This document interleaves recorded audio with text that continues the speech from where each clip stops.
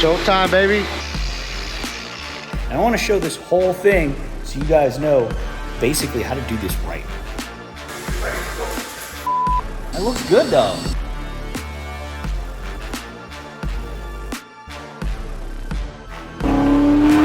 Anything worth doing is worth doing the right damn way, especially if you're spending a little money on it. Can we open it up? Can we see it?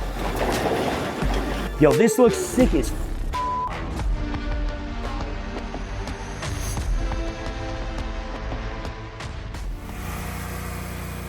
All right, folks, listen up. Today is a really special day because we are finally addressing one of the most glaring issues with my new shop, which is the floor.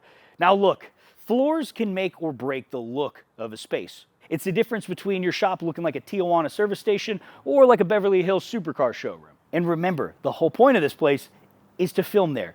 It's got to look special. It should look clean. It should look neat. So we're going to accomplish that with a floor from Epoxy Max. All right, so look, there's plenty of videos online about this kind of stuff, right? But there's not a whole lot that dive into how to properly prep your space to ensure that one of these floors lasts a long time. And the last thing you want is to spend a bunch of money and have the fucking thing peeling up. So that's exactly what we're gonna do. Now, Ben and Brian from Epoxy Max actually flew out here from the East Coast to help with this installation, and they brought out Mondo, who's local here, and his crew so that they can do the concrete prep. So here's how it goes down.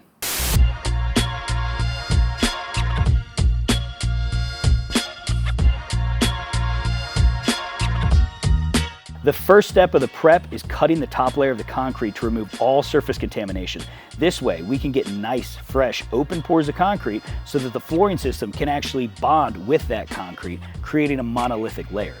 Now, don't get it twisted. This is not some quick one-day turnaround thing. This process is gonna take 3 days to achieve the look that we want with the surface depth that we need, so that way we can ensure that it's gonna survive everything I throw at it. Typically, if you're gonna spend the money to get an epoxy floor, right? There's no point of just doing the epoxy and just coating it, and you don't have the prep done right, because at least 80% of it is prep, grind, patch, making sure that you have every crevice filled, so that whenever you install your system, you have longevity. That's what you're focused on. 5 years from now, the floor is still gonna remain as is. The only thing you need to do, if anything, is just re-top coat the floor and you have a brand new floor. In contrast with somebody that's putting an epoxy floor, it can look beautiful for a month or 2 or 6 months, but it's not gonna withstand the test of time if you don't have the right prep done.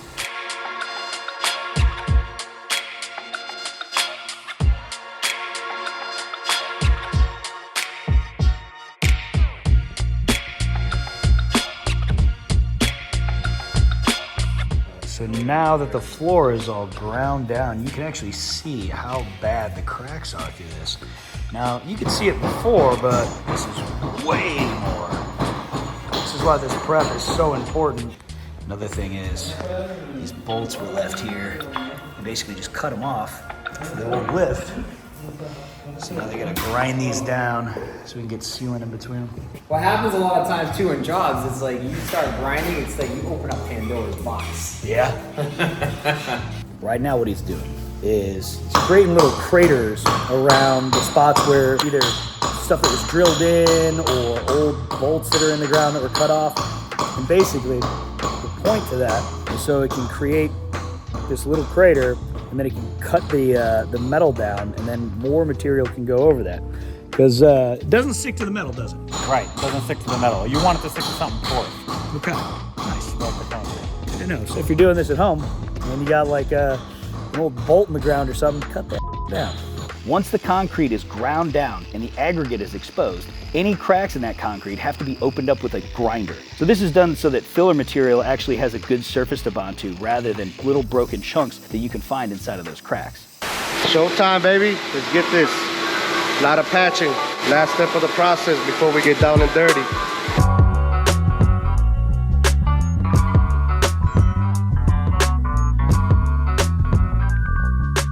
All right, so you can see right now the grinding's complete. We've chased all the cracks. We've mixed up some fumed silica. We mix that into the Epoxy Max 100 to jump the viscosity of it so we can use it as a patching material. And you can see right down here, all these joints are chased out. We vacuumed it. We removed all the contaminants, any dust, any rocks, any debris. We got rid of all that stuff.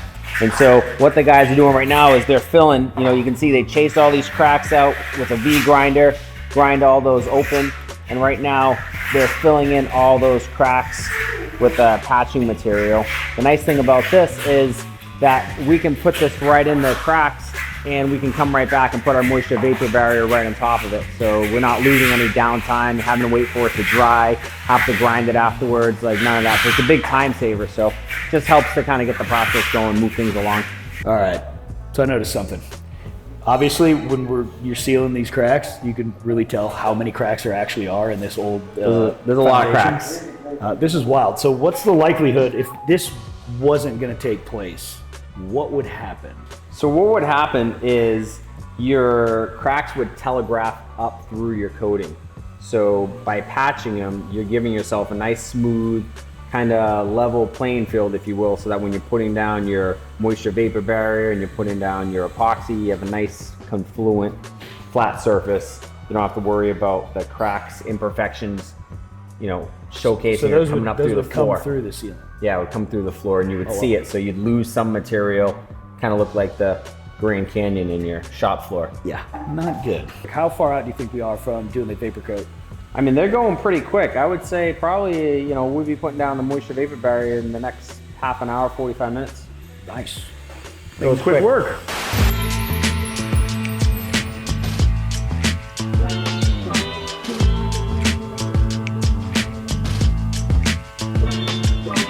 Okay, so all the cracks are sealed, and by God, there's a lot of them. So now it's time to put down the moisture vapor barrier. So that's the VaporTech 440. I'm gonna seal this thing all the way off so we don't have any problems with moisture getting through. And then we're gonna let that dry, and then we can get on to the fun stuff, which is laying the epoxy.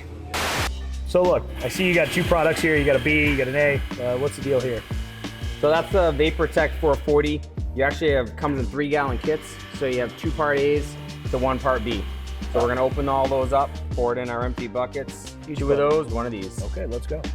You need to mix them or anything, or like just pour them straight? Just to this very first line, it says 16 ounces right there. Let me know when. Good. So because we're gonna pigment it, we just take poured, out- we poured a pint out just so Pour we the can. 16 out so we can add the pigment. Yep. I see, okay. So once these things mix, how long do we have to put this down? So if you keep it in the bucket, you got 5 minutes. Get it out on the floor, you got 25 minutes. Okay. Very important. So I always start my stopwatch, or I'm like, all right, it's 4:36. Now I know. All right, so we ready? Ready. Let's go.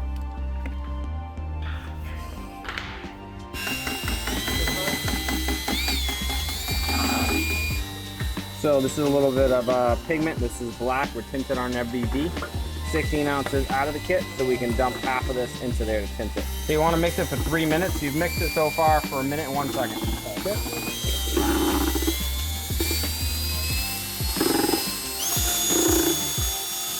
How high a speed we want?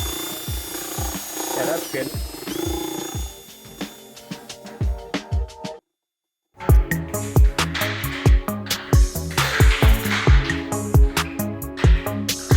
The goal of this product is to get it out on the floor, and that way you get a lot more time to work with it.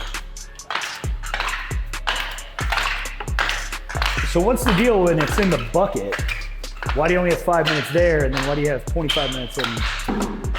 Because the more mass that's together, the more chemical reaction is happening and it's generating heat. Ah. And heat is what causes it to cure. I So if you get it out on the floor, it generates a lot less heat.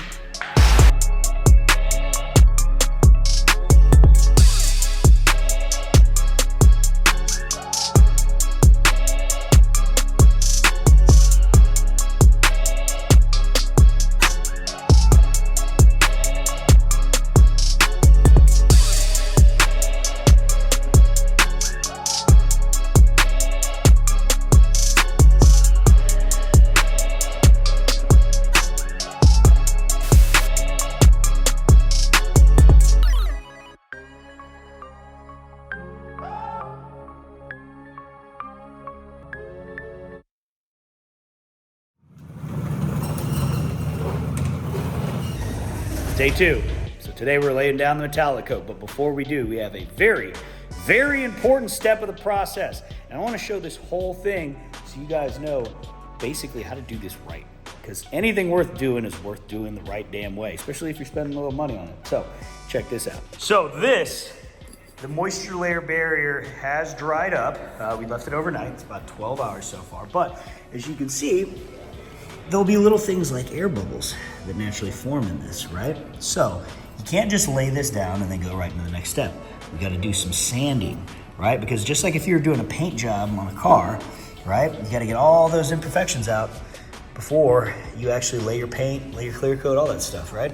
Because you want it to be smooth. You want it to be a nice, supple surface. So when we're sanding this, right, what's the process for that? So we're gonna use the swing machine. We're gonna put a screen pad on the bottom of it, and we're just gonna go over the surface just to get rid of all those imperfections, just like you talked about. Some of the areas over here where you can see we filled some of the cracks right here, and some of the crack material kind of settled in there. It came out maybe when you're squeegee down the moisture vapor barrier. So if you don't fix like all these little cracks, you would have just put this down, you'd have lost all your material, would have gone down into all those cracks. You would have come back the next day and you'd have all these like big valleys running through the floor. So You'd have legitimate cracks in there. like, see how you feel like you got the little rock from the thing, so I can hit that a little ahead of time before he hits it with the swing machine, and then you get a nice smooth.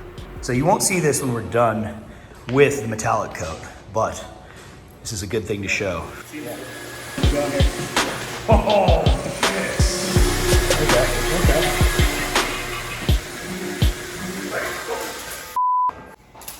Don't record this shit.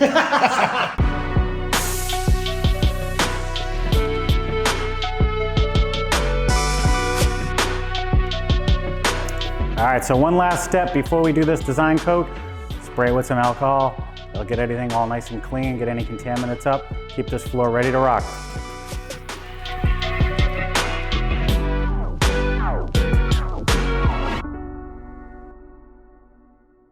All right.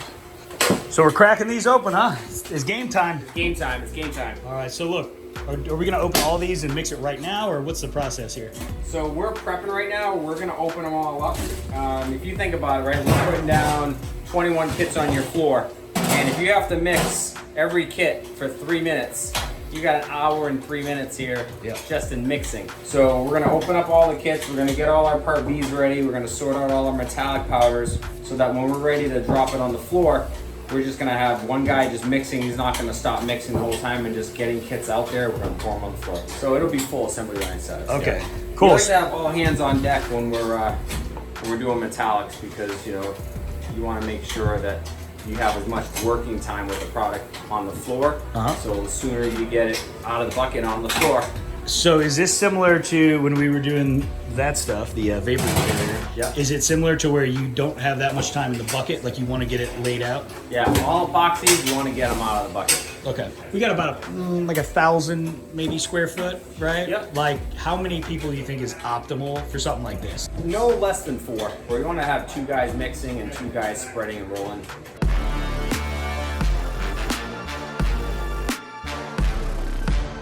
Kind of having our design in our mind, and we're trying to get the material out of the field and onto the floor. We're just pouring the ribbons. So these are your ribbons. You're literally just making strips. These are just ribbons, just strips. Okay.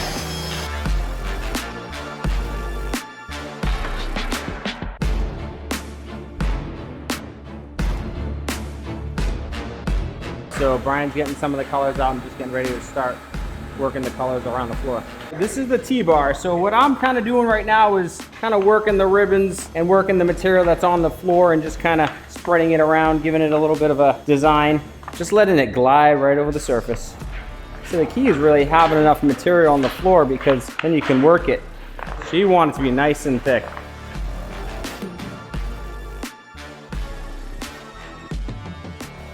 You can do this perfect. You can spread it perfect, but if you don't get the product down just in the right amount of spot, you know, just enough in the right amount of spot, then you go too thin, and then you lose all that mix as it's coming together. Yep.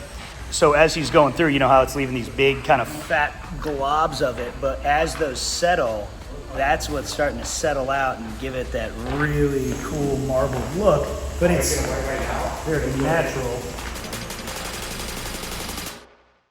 What you think, Graham? Yeah, it's looking good, man. You're looking good too. Nice, bro. I like your spike shoes. Keep them things on me. It's like art. It is. Garage art. It looks good though. Yeah, right? It's really good. It's cool, man. Yeah, right? Laying down the metallic coat only took about 45 minutes from start to finish. The design will continue to evolve and take shape as it cures overnight. We're gonna let the metallic coat cure for at least 12 hours here and return tomorrow to apply the top coat.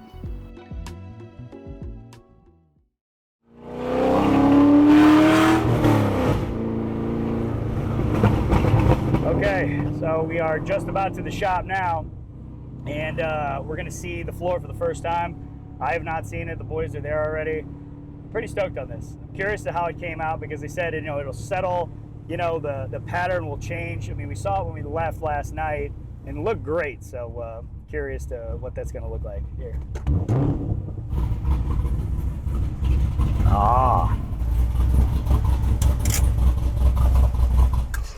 Game time, baby. Yeah, you like it? It looks amazing. It didn't just all like pool up and like get weird overnight, did it? It looks incredible, bro. All right, It well, only improves overnight. okay. Well, you want to open this thing up? Ready? You ready? Let's do this reveal, bro. Oh, what? Damn! Yo, this looks sick as f***. Damn, son. Dude, this is dope. It's a one-of-a-kind floor, my friend. Oh, yeah. Nice. Oh, yeah. Dude. Oh, yeah, redo that, man. Redo. There you go. Get some connection there. Holy Epoxy crap. Max for the win. Yeah, this is sick.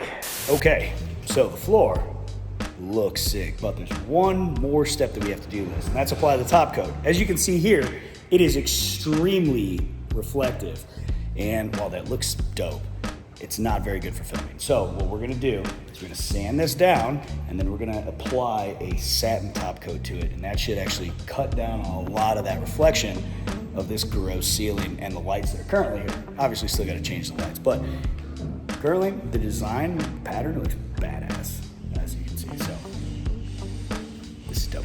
So we've just about reached the last step. Now normally you'd use a swing sander with this, but we went a little old school today, checked out the pole sander, put a little screen sandpaper on it. But the goal here really is just to scuffen up the surface, get it smooth, take out any peaks and valleys, and make it ready for that top coat.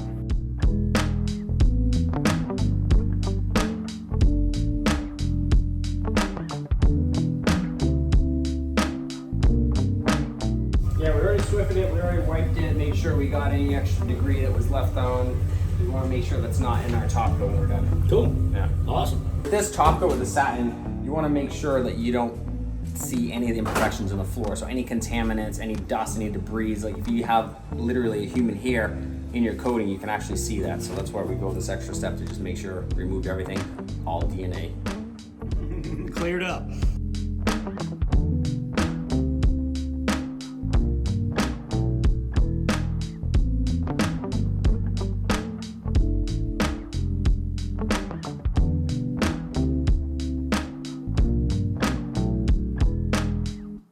This is it, man. Top coat's starting. All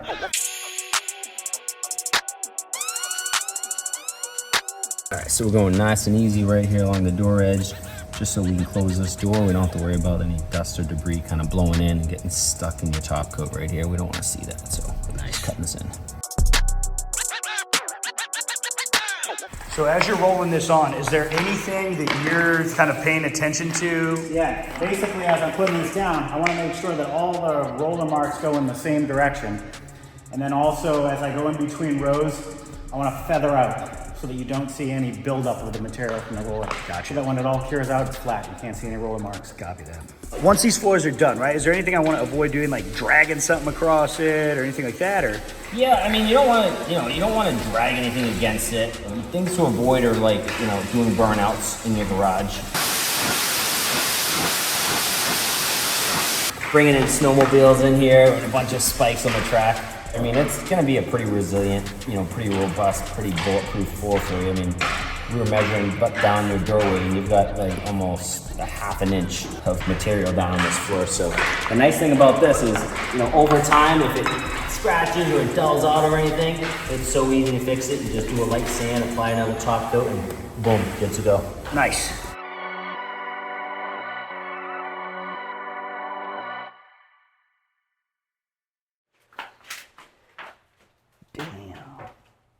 actually, it's really impressive how quickly it does settle, right? And I can kind of see, like, I can get the vibe of what it's gonna look like.